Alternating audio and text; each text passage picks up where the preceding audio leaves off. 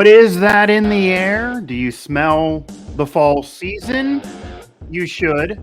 But it's also now the heartbeat of the college football season. And on this episode of Mic Drop here, presented by the Believe Network, as well as the Sports Now family of networks, I'm Mike Asti, and we're going to touch on what's going on so far in the college football world, mostly the teams that I do cover here within our region. So we're going to be talking about Pitt, Penn State, West Virginia, and maybe a little bit of the national scene with Bill Bender of the Sporting News. Talked to him before. Happy to have him on again. So, Bill, thanks for joining me. And I know you did say that you do have team logos behind you, but you're not fully in allegiance with those teams. No, But, yeah, my wife's a huge Guardians fan, so she's excited about the baseball playoffs. Once the ball's kicked off, though, I'm going to be honest. Once that first ball's kicked off, I lose track of baseball pretty quick. Like you said, we're knee deep into it. October is my favorite month of the year.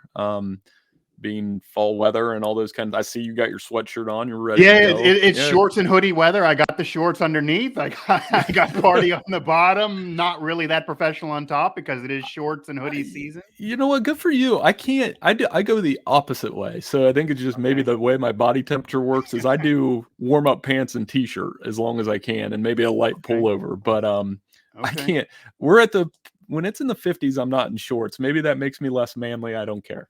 I don't know. I wasn't going to do it as a man card type of thing, but I enjoy the shorts and hoodie. I'm going to drag it out as long as I can. Maybe I'll throw a vest on at some point here coming up, but especially with so much working from home, why not do this? But yeah, you have October, which means you have the fall weather. You have Halloween coming up, one of my favorite holidays. And of course, now we have enough information to really be able to legitimately discuss these teams in this college football season. People talk about what's going on in college football all year long. And of course, there are preseason polls. People try to evaluate teams after one game. A coach got fired after two. I get it. But now when you have 4 games under your belt, 4 or 5 games under your belt, we got a really solid bar of what's going on. But of course, could have a lot of chaos still to come, and a lot could change. Again, Bill Bender with the Sporting News here. Mic Drop, again, Believe Network and Pittsburgh Sports Now, WVU Sports Now, and Nittany Sports Now. And to start things off, I am going to ask you about the University of Pittsburgh. And Pitt's a team that obviously last year won the ACC. So they're a defending conference champ, and this is actually the last year of this Division 4 match. They want to also be able to win the Coastal, kind of the last time they'll be able to do that. However, new quarterback, new system, not exactly the same cast of characters last year with Jordan Addison gone in at USC. There are a lot of people that feel like Pitt is almost impossible to fairly rank. I know that I do a top 25. My colleague and co-host for another show, Mike Kovacan, does a top 25 every week for our corresponding outlets. And we're kind of off the mark on where we're putting Pitt. And that's really the one thing that we're really far off on, because some say that, yeah, Pitt's lost. They lost that game to Tennessee, but they're without their starting quarterback in that game. And it's really impossible to fairly gauge a team that's dealt with so many injuries to this point in the year. Based on so far what you've seen from the Pitt Panthers, taking into consideration Slovis being out, all the injuries, where do you think you fairly rank Pitt right now? And what hopes do they have the rest of the season? Because that loss to Tennessee doesn't really look that bad right now. And you're looking to see what Tennessee's kind of become. They're finally putting it together this year. The win over West Virginia doesn't look that great, but granted, the Mountaineers have won 2 in a row. And if they pull off a couple upsets here in a row, they may argue for a ranking or something close to that. And their loss doesn't look that bad to Kansas right now. So what do you think of Pitt? Because the record's not impressive as a defending conference champ, but they have dealt with a lot. And the schedule's not exactly been Cupcake City, even though you do have an FCS opponent and then a MAC team that was won on the road at night, which is different than doing it at home. Right. And you know, they're 3-1, which to me, they're ranking. What are they ranked in the AP poll right now? 20. Yeah, 20 something. I think I could double check. I believe 21, 23 in that neighborhood. But what I'm talking about is there are people that are putting them as far up and saying they should be 15th, because how can you hate the Tennessee game with them being ranked and then you have that being off of injuries? Others are arguing that if they would lose again, they wouldn't be ranked at all, and that 25th is maybe the best you could do for Pitt. So there's a big disparity of about 5 or 6 spots in what you're seeing from a lot of national writers, a lot of your colleagues on the Pitt ranking. I would rank them. I'm actually trying to pull up where I had them ranked last week. I would rank them, to be factually accurate, I had them at 23. So I would say anywhere between 19 to 24 is where I would have them ranked. But there's facts to this. Like, Tennessee is not a bad loss. It's not. That's a top 10 team that may be playing an undefeated Alabama team here in a couple weeks if they take care of their business. Losing to them in overtime is not a bad loss. Like you mentioned it, it's hard to get a true feel for them sometimes because of the injuries they went through, and then getting Slovis back and seeing where they're at. The good news for Pitt, though, I don't know if this is good or bad, Mike, but not a ranked team left on the schedule as of now. I mean, pretty clear run through the Coastal if they want to run through that division again. I think they'll get challenges from North Carolina and a couple others, but the path back to Charlotte's pretty open. So this problem will take care of itself where they're ranked if they continue to win. Yeah, if they continue to win is certainly the key, but does that pose a devil's advocate and negative stance that you're talking about? Yeah, they have the path to the Coastal and they can win the conference, but they did want to take a step up this year from where they were last year. You had that bad loss to Western Michigan. You did have another loss on the schedule. That kind of bumped them out of a playoff conversation, even as a conference champ. Certainly that Western Michigan game is a game that Pitt fans feel like they let go. That probably would have put them in the playoff based on how things went landscape-wise in college football. They eventually got revenge on it, but the sights were higher. Pat Narduzzi was saying before the season that they want to take a step up and not have that be an aberration. There were some, Desmond Howard in particular, that did say they would be a playoff team. If you look at the schedule in front of you, based on what we've seen so far, if you run through a whole season, for example, and your only loss is to say a top 15, top 12, top 10, even if they would get a couple wins that you're talking about against Tennessee, and you do win the conference again, is it the fact that Pitt doesn't have that many rank wins that'll keep them out of the playoff, or do they still have a playoff chance if Tennessee really keeps kicking butt? Any Power 5 conference champion with 1 loss or less has a chance. They just can't lose again. No 2-loss team has made the playoff. That's one of my 3 simple rules to making the playoff that I always tell people are. And Pitt is 24th, by the way. I finally looked it up. They're officially 24th. So I'm in the ballpark. It's not like I'm too far off there. So like I said, the 3 simple rules are: be in a Power 5 conference, with one exception, Cincinnati last year, go undefeated from a Power 5 conference, or don't lose twice. Once you lose twice, you're out. So as long as they continue to win, I do think and we can get more in the national spotlight later, but the Big 12 will probably cannibalize itself. I don't see a playoff team in the Big 12. The Pac-12 is banking on USC. And then the Big 10 and the SEC will probably get Georgia and Alabama. The Big 10, we'll see if anybody can even hang with Ohio State. And that leaves the ACC champ an opening. So if you go 12-1. And you could have a scenario that I know people are going to hate, but if you go through a whole season and Michigan's only losses to Ohio State runs the table, you're going to have an argument of those two both being in the playoffs. Well, what if Pitt is 11-1? What you want to do, honestly, is root for Clemson to go 12-0, because it's the most visible team in the ACC from a national perspective. So you get Clemson 12-0, Pitt 11-1, then you take your swing. But as Pat Narduzzi would probably slap me for even bringing this conversation up, because it's about winning the next game and all that kind of stuff. And Pitt's got to take care of they've got to avoid an ACC hiccup to make that happen. Yeah, and that has happened in past years, of course. Even did happen last year, despite that loss to Western Michigan really being the issue. I think maybe what Pitt fans would argue and be annoyed with, the strength of schedule does really, really matter. If you look at the AP right now, Pitt being 24th, and you have Florida State ranked right above them. You have Wake Forest right above them at 23 and 22 off that AP. So you're seeing teams in their conference that are ranked right above them, and Pitt had their quarterback go down and played a team that's vying for the top 15, whereas Florida State's running through a schedule that I'm sure many are going to say has not been as tough so far, maybe even the same for Wake. So that'll be the annoyance for Pitt fans. They did play a tough schedule certainly the first two games. You have an arch rival who's 70 miles away from you, even though WVU is not ranked right now, that we'll get to. And then Tennessee getting revenge from a year ago. This one was home, but still, those were two games they were risking. They lost one, and the voters basically penalized them with a quarterback down in comparison to a team that ran through an easier schedule. So that's always going to be the conversation every year is you want to win games, but there's always going to be a team that maybe wins more with an easier schedule. And then is it a detriment to schedule games that are fun, that are rivals, that are tough, that you could lose occasionally? And then if you do lose, being out of there. Bill Bender, again, of the Sporting News, talking with me here on Mic Drop as we're talking college football so far. We just talked Pitt, so I do want to then segue to West Virginia, who we do cover at WV Sports Now, and I actually am on the WVU beat. And the Mountaineers, not a ranked team right now. They're not worrying about a top 25. They got to worry about getting over 500 and winning the game as we're speaking. And they are coming off of a solid win in Blacksburg. I think Virginia Tech's overrated. That home field seemingly is a bit overrated. They've lost 3 games each of the prior 2 seasons before this year. They're not a ranked team, but WVU didn't just win. They won handily, obviously beat up an FCS team. They have the bad loss to Kansas, but that's a Kansas team that honestly in my top 25, I have Kansas ranked right now.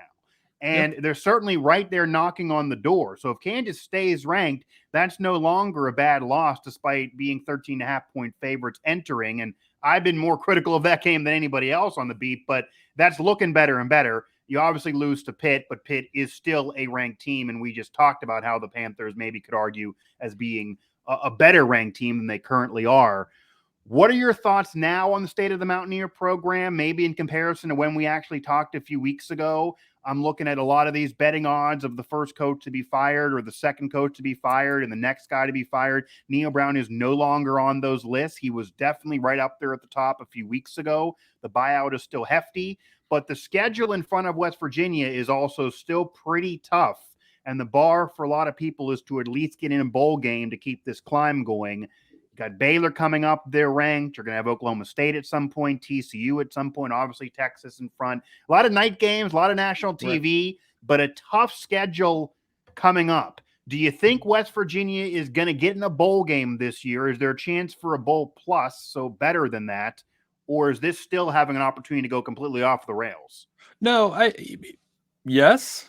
Both ways. That's kind of fair generally. That's a real definitive answer. But no, I mean, because of, like I was saying about the Big 12, it's very unpredictable right now. I didn't see Kansas State beating Oklahoma last week, and I didn't see Kansas beating West Virginia a few weeks ago. And honestly, I didn't see West Virginia bouncing back the way that they have. So, like you said, I think Neil Brown is hot seats on a lower burn right now than say Brian Harsin at Auburn. Yeah. But I think, they could get to a bowl game. They could split Big 12 play. They could also go 4-8 because when I do the bowl projections for us at Sporting News each week, that is the conference that gives me the biggest excuse to go up and grab a couple aspirin because I literally get a headache looking at it. So, so I think the potential is there. JT Daniels stays healthy and hopefully that offense continues to work into a groove. But in the Big 12, it's just so unpredictable. So I'm going to say yes. I'll give you an actual answer. I think they do make a bowl game, but it's probably right at that 6-6, 7-5 record. Yeah, similar to last year. They ended up 6-7, losing a mediocre bowl game after winning a solid one the year before and thinking they were climbing. So I think that's why there's angst amongst Mountaineer Nation. But the buyout, which is important, especially at maybe not an elite power program, kind of a tier below, we're looking at almost $17 million if they would make that call right now. That's probably why he's not on those odds lists when you're talking about Auburn. Even Jimbo Fisher has better odds as a former national title winner over Neil Brown right now at 20-1. And of course, that's going to be partly because of the buyout. But the Mountaineers have won a couple games in a row. I think the most important thing for WVU is the defense. You bring up JT Daniels, you bring up the offense, Graham Harrell there. Hearing those guys talk, they're just so smart. Graham Harrell could certainly be again at a higher level program sometime in the future if he does not get a head coaching job. I think if they do move on from Neil Brown, I would probably interview Graham Harrell right now, even though he's only 37 years old, to try to make sure he doesn't get out of there because coaches may call him next year. And JT Daniels sounds like a future coach, even though obviously he wants to play longer. I mean, these guys are just geniuses. And the offense, 42 points and lost to Kansas at home. It's a team game, but this team is 2-2 because the defense has let that offense down when it was supposed to be the strong suit. But the defense has turned it around, has picked up their game, has played a lot better. It is FCS. It is an overrated Virginia Tech team. We'll see about Texas. But the defense has really imposed their will a lot more. And that, I think, gives Mountaineer fans hope of turning this around and maybe even being more than just a bowl appearance. If they're going to have some upset wins, it'll be because of the defense. The defense almost beat Pitt, even though JT Daniels on the offense was clicking. Yeah, well, it's a statistical anomaly too. I just looked it up here that their total defense is second in the Big 12, but their scoring defense is last. So I mean, that's to me, you got to take advantage. I mean, that's a very weird stat if you really think about it. Well, the first turnover of the season was that game sealer in Blacksburg, and really the game was already over at that point, but they hadn't created a turnover prior to that point, and it includes Charles Woods being hurt. Right. So, I mean, they're a team, like I said, if you look at the schedule and kind of try to chart, I always try to chart them out, win, loss, win, loss. I mean, it starts with the Texas game, which unpredictable, and then you're going to play 4 ranked teams as of now. Yeah. It's a hard schedule. They got to steal 1 or 2 of those, and then Texas, I'm telling you, like Texas Tech and TCU aren't easy outs. So all of those Big 12 teams are pretty even, with the exception, I still think Oklahoma's the most talented team, or maybe Oklahoma State. So they'll get their swings. Yeah, and Oklahoma now has a loss on their schedule. I don't know whether you're going to call it a bad one, but they do have a loss on their schedule. We'll see what Kansas State does. Oklahoma State feels like the darling of the conference right now, but yeah, they may just implode themselves as well. That's kind of Oklahoma State's thing to do at the end of the year, and it's going to just be a tough road. I mean, I don't think it'd be shocking for anybody if West Virginia would lose all of these games that we're talking about. Certainly, it'd be surprising if they won them all, but if they split them, they should probably have a chance at least a bowl appearance. And I think if they get at least to that level with a tougher schedule this year, it is easier to sell to the fans. Look, the buyout's really high. Who else are we really going to get? Graham Harrell, unless he's leaving, that might be then a real heart-to-heart if he gets a job offer. What do you got to do right then? But you have a great recruiting class coming in. In fact, for the next couple years with Rodney Gallagher here out of Western Pennsylvania, that could be a game-changer player from what a lot are saying and what I've even seen in front of me. And, another season like last year at least isn't dipping down. So maybe then climb next year when the schedule maybe gets a little easier, depending on what happens with conference realignment if those teams are out of there next year. And Texas is actually a program that West Virginia actually has been able to beat. They have never beat Oklahoma in the Big 12, but they have had no problem beating Texas with several big wins.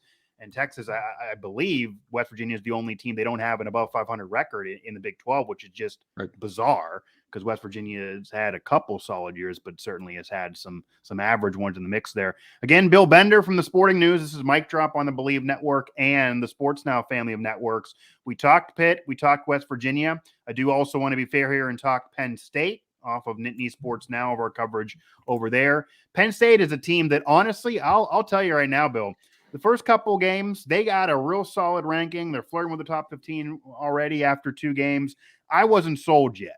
They struggled against Purdue. Yeah, you beat up Ohio and beat the spread, which I didn't think they were due. But what could you make of that? You're looking at a lower level program in Purdue that nobody really thinks much of this year. But then to get the big win over Auburn, that kind of woke people up and said, okay, yeah, Auburn might be down. We did talk about the coach being up there, and he's actually at 9-4 in odds to be the next guy to go down and get the axe after Scott Frost. But still, that's a tough place to play, like we were saying with West Virginia going to Blacksburg. And they got to win. They got to win convincingly. We then see them able to kind of also get through maybe some muddy waters against the team maybe they should have really handled in Central Michigan. They eventually did get the big victory. And now you're looking at a Penn State team that legitimately is looking at maybe a top 10 situation. Yeah, you have Ohio State. Yeah, you have Michigan right up there in the top 5. But if Penn State keeps on winning, they will be able to have some big games coming up. They really could maybe have a real special season, at least in conference play. What do you make of Penn State so far? And what do you think their ceiling is in comparison to those elite teams? Because their fans are going to really want to gauge them against those elite teams, especially after a down year last year. But right now, Penn State's really riding high.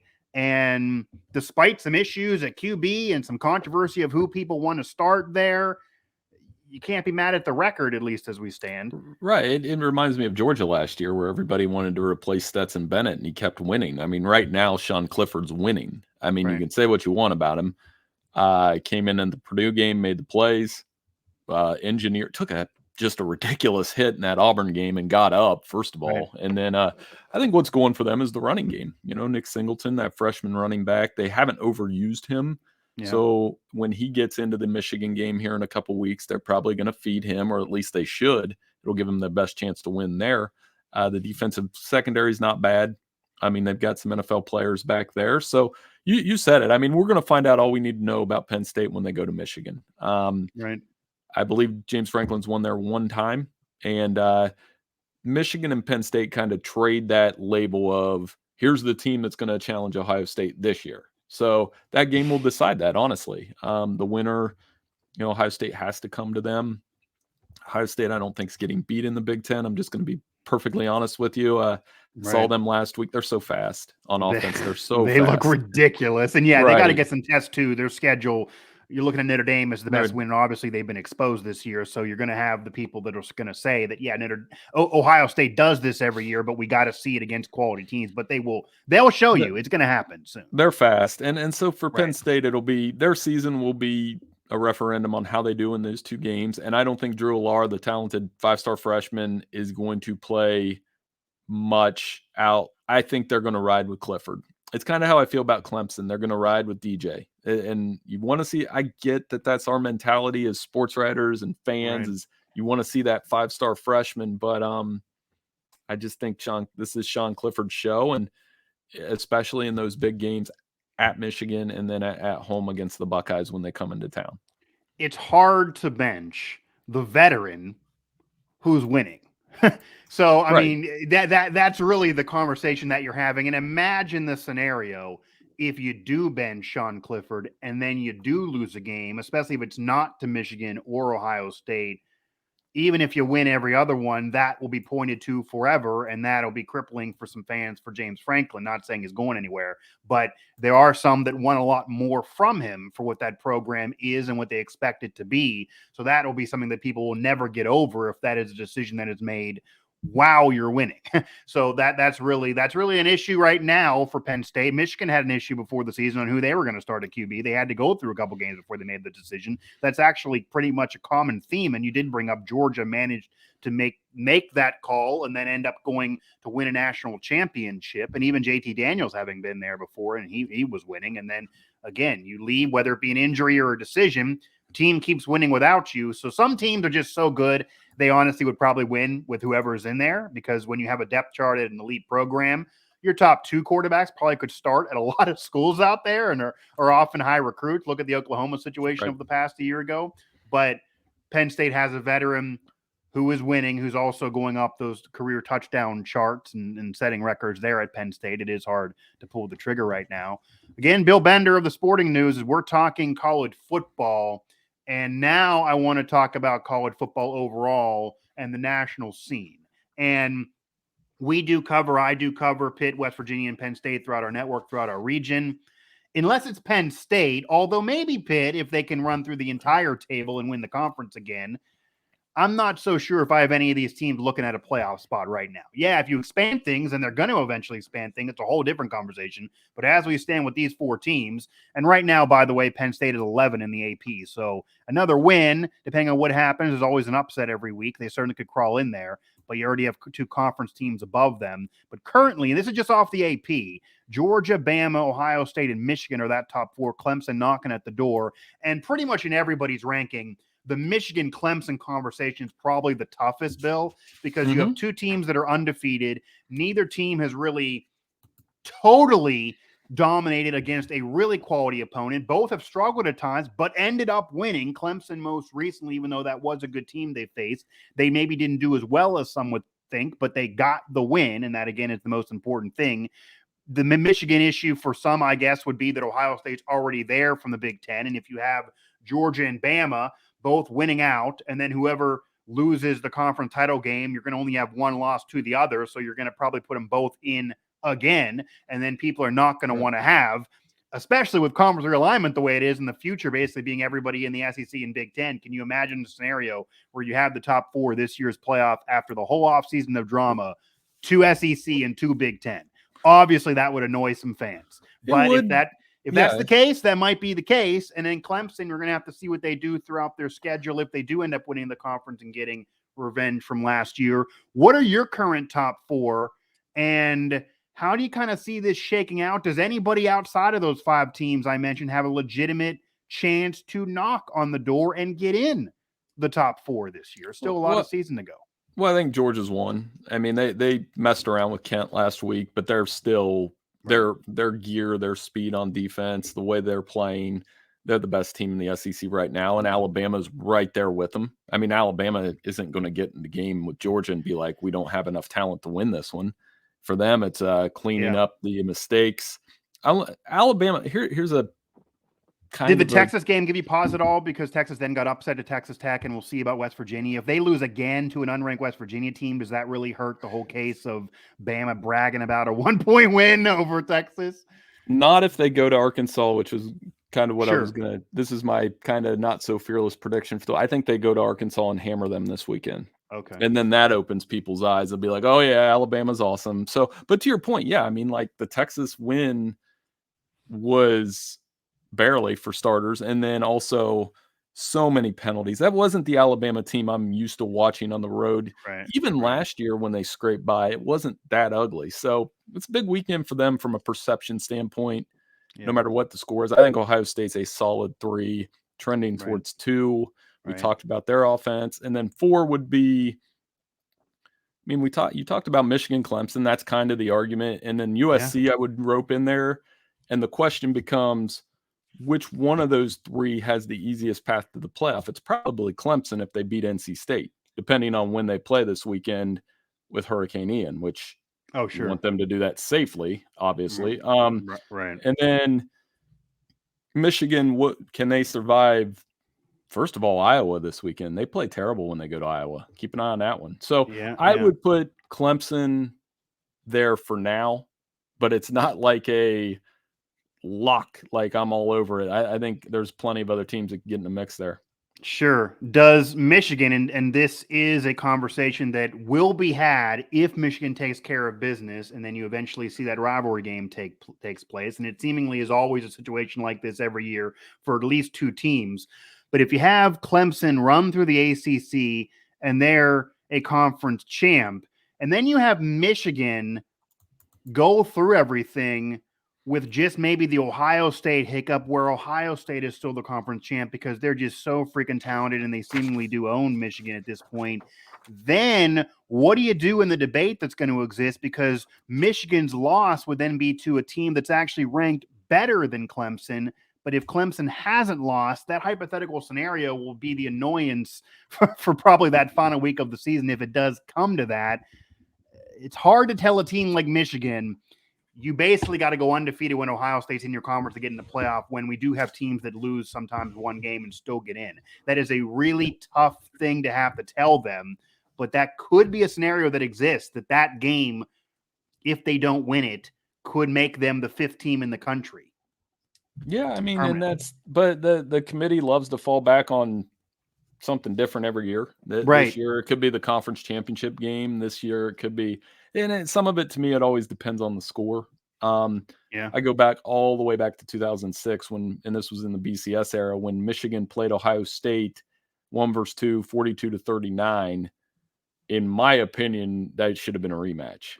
Like they put Florida in. I get the reasons why. And then it worked itself out. But we have seen rematch before, though. We saw Bama and Georgia do a rematch. So we have seen them do a rematch regardless of system. Yeah, and the last 3 times we've saw it in the title game, the team that lost, they basically split. So I don't know what that solves, right? Like Georgia won last year, Bama, and then Florida and Florida State. I mean, we remember that game. So, yeah, I think that scenario will be out there, but it just depends on the score. It depends on what they're leaning on. And they do emphasize the conference champion as like a pseudo tiebreaker. But if Michigan goes to Ohio Stadium and gets crushed, which has happened the last 2 times, it would probably, unfortunately, eliminate them from the playoff. Yeah, even if they win prior to that. But there's also the scenario that I'm sure Michigan fans would really then get irate if they're both a one-loss team and Clemson gets gets a hiccup prior to that, because they have ranked teams in the ACC. So if they do lose and they still win the ACC, I don't know if it's an eliminator if they're losing to a team that's 15th in the country or something like that. But if they have a loss to a 15th ranked team and Michigan has a loss to the number 2 or 3 team in the country, they both have one loss, but one's a conference champ, the other's not. They probably would take Clemson, but I'm sure that would then be a very controversial situation because your loss is to a team that is better off the same people that are picked. It's why that eventually we're going to now get the expanded playoff. So I got 2 more for you, Bill. Number 1, what are your thoughts on the expanded playoff? Are you happy we're getting to 12? Because I will tell you to lead in, I thought it might have made more sense to go to 8 first. You'd have all these conference champs. You'd have room for a couple wild cards, which could be Georgia and Michigan seemingly every year if they're always runners up. And then maybe if a Cincinnati or a UCF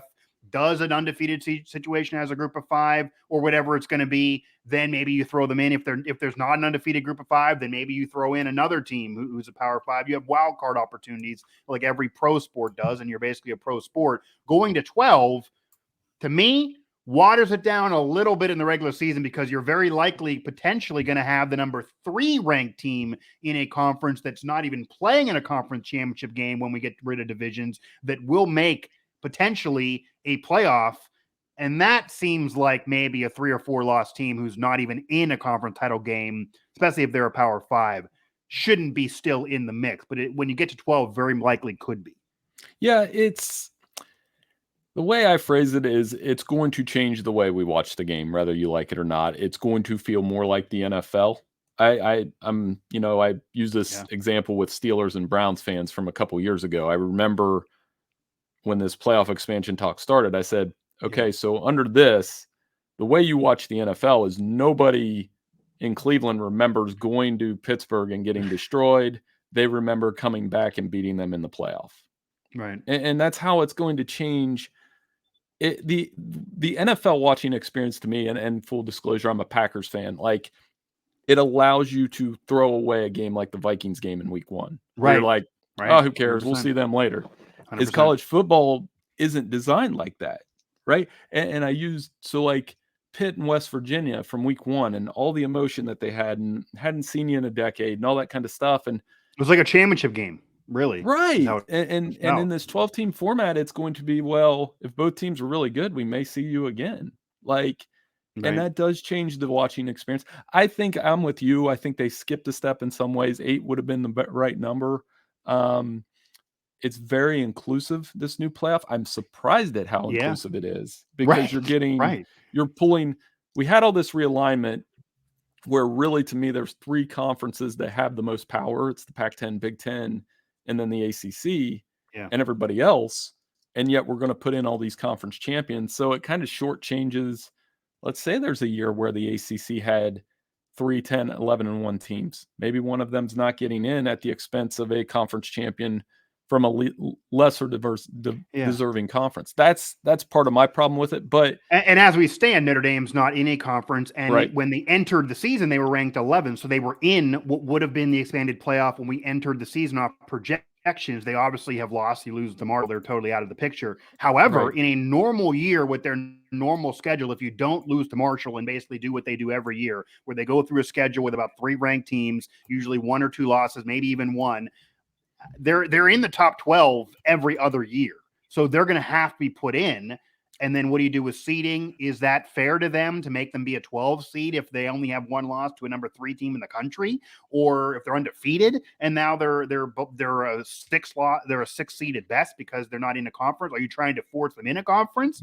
Is that the whole goal here? Maybe that's a whole mix there that's going to be hurting probably the group of 5 team, because if Notre Dame has to get in as a quote unquote wild card, it's going to be hard to get Notre Dame, group of 5, and all these conference runners up also in. So maybe that was the thinking to go to 12, because if you had 8, you're still probably leaving one of them out. But as you mentioned, it's very inclusive to have that fix which isn't really always what college football has wanted to be. They kind of just wanted to take the money, and they didn't care about the 5th or 6th ranked team in the country.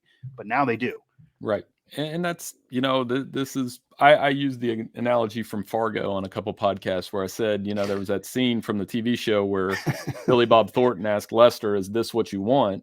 Right. And then you didn't realize what the consequences would be. And this is what people wanted. They wanted more teams in the playoff. Okay, right. You're getting it, but you are getting a league.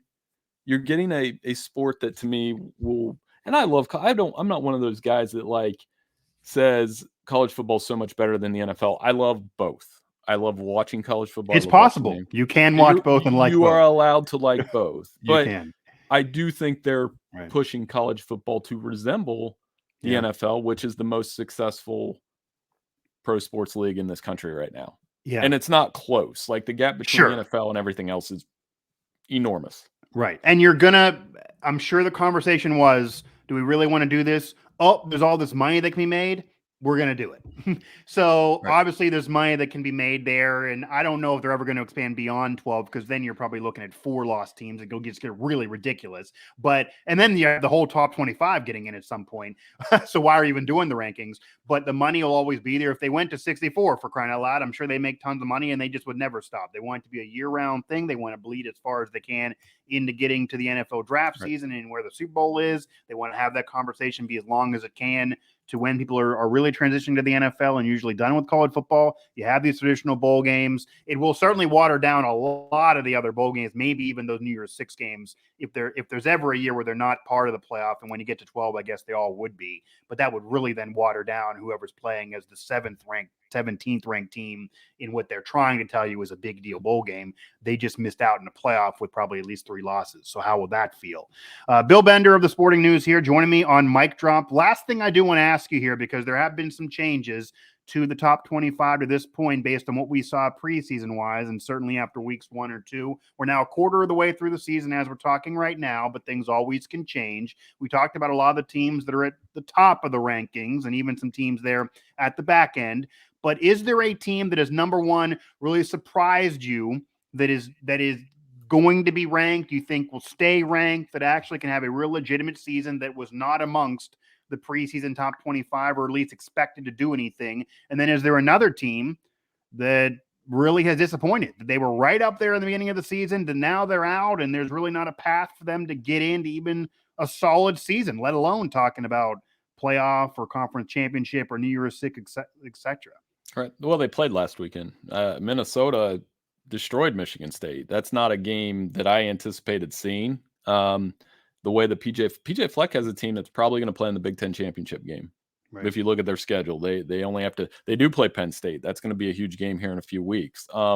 Michigan State, a team that played Pitt in the bowl game last year, obviously. There was a little bit of back and forth with Pat and winning the Big Ten, that kind of thing in the offseason. But right. For them to go to Washington and Kenneth Walker and Kenny Pickett situation, and for Washington for them to go to Washington, lay an egg, and then come back and just get destroyed by Minnesota. And this week they're actually a 7.5 point underdog against Maryland. That's not something. Michigan State was a top 10 team to start the season, so Mel Tucker's gonna. I don't think hot seat or anything like that, but definitely not something I expected. And then I think ACC wise, I would throw in, a team that's a little bit better than I think NC State. Like their defense has been great, but the offense hasn't been just out of this world. And I expected a little more. And Miami's obviously in a universe where they're losing to Middle Tennessee State. There's no way. I know it's Mario Cristobal. I know it's a new program, but that is one result. Anybody said, Middle Tennessee is going to beat them by 3 scores, I'd have said, no. Yeah, and obviously we already talked about Notre Dame with the Marshall loss. They were right in there at the beginning of the season. I could bring up again, and this would certainly help the West Virginia cause. Kansas, they've been one of the worst Power Fives the last decade. If they keep on winning, regardless of who they're playing, and they did play Duke, it's not like they won by 40 points. They kind of got through it, and they eventually got a victory. They will likely have some losses this year, but if they win 7 or 8 games, that's a big turnaround for Kansas, and that actually could vie for the conference based on how much of potentially a train wreck it'll be at the rest of the year with everyone beating up on each other. Miami, every year somebody says Miami's a sexy pick. Oh man, they could vie for the ACC. They're gonna be back. They're getting close. I don't know if I thought it would happen this year, but I certainly didn't think they'd lose to Middle Tennessee State. It appears that instead of on the trajectory to be eventually back in 2 or 3 years, who knows if it'll take 6 again and they'll be firing a coach again. I mean, that's just really, really bad. You mentioned NC State, them being a top 10 team, I think is surprising. Maybe even Wake again. And yeah, Michigan State, it almost feels like an aberration. You can't fire a coach who's coming off of a major bowl victory really out of nowhere seemingly, but a Heisman candidate that season and you hadn't really done it before in a while. It looks like that's an aberration if now the wheels just fall off. You mentioned Maryland. I think Maryland could be thrown in there as maybe a surprise team on the positive side. They're winning games, even though these have been close games, and maybe they should have beat Michigan to kind of fix the whole debate that we talked about. With them, the thing that surprised me, people wanted to make that all about Michigan, and they're not. They're human and they're overrated. Right. To me, it wasn't about that at all. It was Maryland actually looked like they had some guys on the perimeter that could guard Michigan. It's another season with the same team. People thought they were going to be good last year. They kind of fell off at the end, but now it's another year with Tua and company. They're not bad, and they got some receivers that can play. So that Michigan State Maryland game will have my attention this weekend, and not for like the playoff, but just to gauge that. I mean, keep in mind, Mike, Michigan State paid Mel Tucker a lot of money last year. Off 1 year. So that will be interesting to see what the fallout is if they lose that game.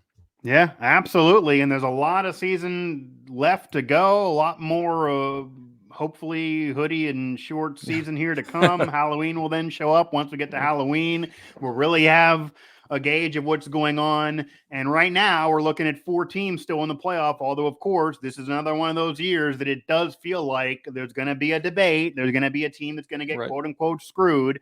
And maybe that's actually a negative that I don't know if they really thought of, that as much as it's more fair to have more than 4, and I think you had to at least get to 8, I will close it by saying that you're not going to have legitimate debates with the 14th ranked team versus the 12. Yeah, they might argue and say we should have been there, but you're looking at 3, maybe 4, certainly at least 2 losses by that point. What are we doing in terms of debating? It won't be the same fire or legitimacy of arguing 5 versus 4 or 6 versus 4. Like if USC is undefeated and they're not in because, say, Michigan beats Ohio State and Clemson's also undefeated, then USC could legitimately have an argument if they're not in as the 6th ranked team. That wouldn't exist later. And all those debates of teams either undefeated or with 1 loss, conference champ, not conference champ, strength of schedule between 4, 5, 6, 7, that's actually good for the sport. That's how they do actually get any conversation that's not the NFL in December or January. If that goes away,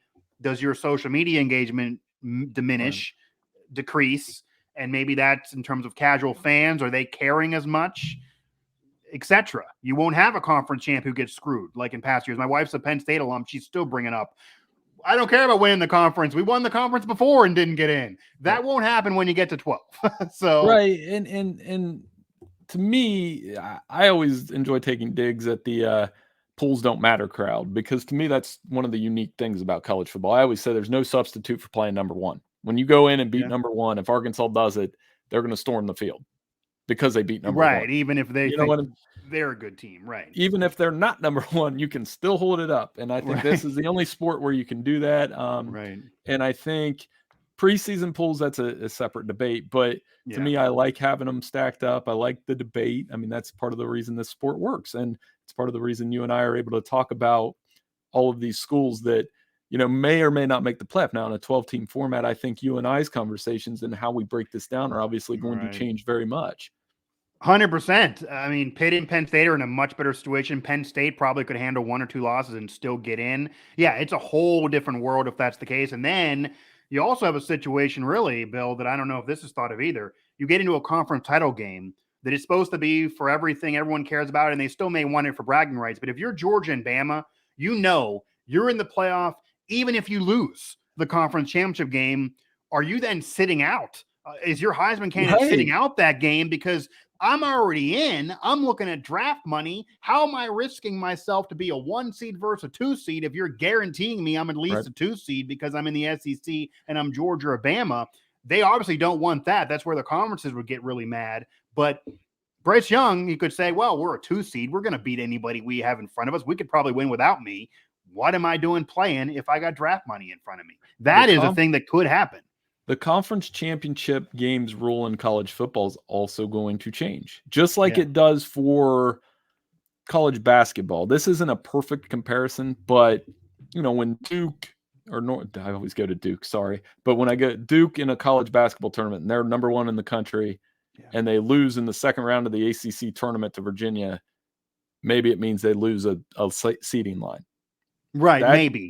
Maybe. But now what does that mean in the conference? I think the rule of the conference championship games is going to change slightly because of the scenario you just painted.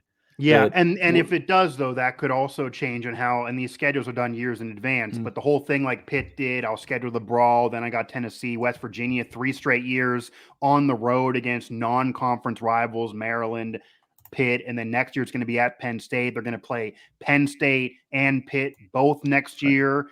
Pitt will be at home. This year they played Pitt and Virginia Tech. These out-of-conference natural rivals that are really, really cool to play.